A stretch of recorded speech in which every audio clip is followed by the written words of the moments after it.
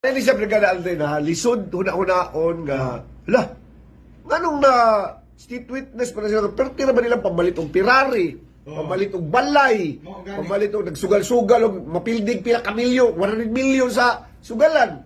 Ya, state witness. Nag-uli og pila to, 100 million. Oh.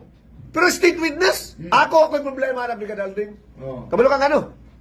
Kung itudlo niya, si Bongbong Marcos o si Martin Romualdez, okay ra. State witness kay ma, billion mo itong ilaha. O niya kay mo o nga pag state witness si Martin Romualdez. Na nabuwag. Hurot na. Imo ano lang na ninyo tanang state witness na mga kuan. Ang kuyaw na pati si Marcos na state witness no. Kaya siya naman daw nagpaimbestigaan eh.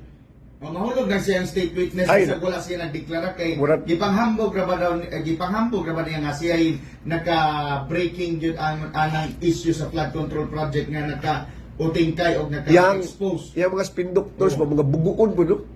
Nabisi ko na matulilik ang utok sa mga Pilipino, baka siya ay nagpa-imbestiga kunuhay, para nga maluwas siya, kaya siya kuno nagpa-imbestiga. Pero pag abot sa investigasyon, dito man padulong sa Malacanang gino.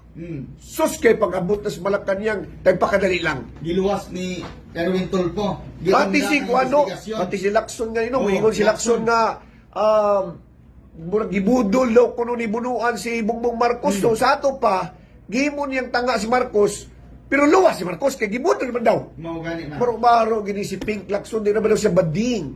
Ayun yung pangalan John. Oy, depensa ba yan si Pink? Ay, dili siya bading. Ano ka man? Lalaking lalaki sa iyang postura kay basta mauna gyud na siya. Dili ko daw kuno siya si Pink Lacson. Oh. Di gyud daw siya bawo. Oh, ganyan. Alam nyo, ako may kutob ako eh. Kasi bayuton kasi ako eh. Halaga oy mafe-fail natin. Para yan. mapi-feel ko yan. Yung ano ko, yung ano ba yung tawag dyan? Yung parang heartbeat? libido ko. Ha? Oh, kumukulo. Halaga Pag makita ko si Pink Lacson, kumukulo talaga yung libido ko. Kasi yung mga bakla, makikilala nila ang bakla. Kapwa nila. Bakla. Bakla. Ay, yung mga anaday. Mo kuya pinugay na may tao may kagyunan na oy. Sukad nga adi ka nga tong presidente. Wala ta nagdahuman na unsa. Napabalik naglao mabalik tas tabang sa national government wa man gikontra man lang di mga Duterte. Pero buhi ta. Nilagsik katong ekonomiya. Kung ang ekonomiya mga kabrigada sa tibuok Pilipinas nahagsa tungod kang Bongbong Marcos nga adik ka presidente o may klaro nga presidente, ang Davao City go progress. Ay bawi-bawi na imo dyan kay mong gikuha ng basura mga bugo.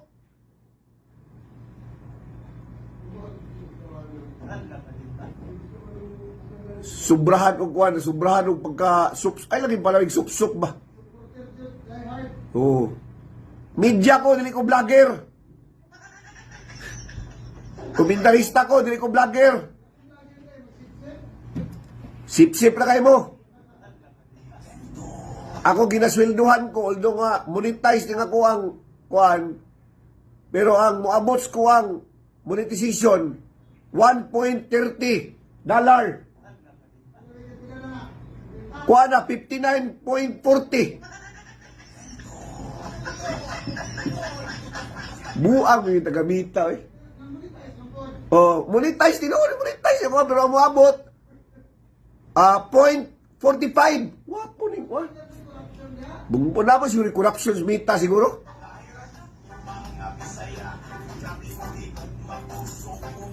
Swildado ko sa Brigada News FM Philippines.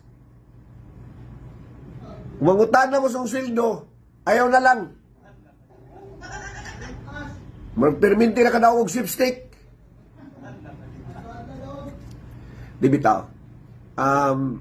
Gusto mangod nila nga wa na lang yung kay batikuson kay para nga limpyo taka man mo eh.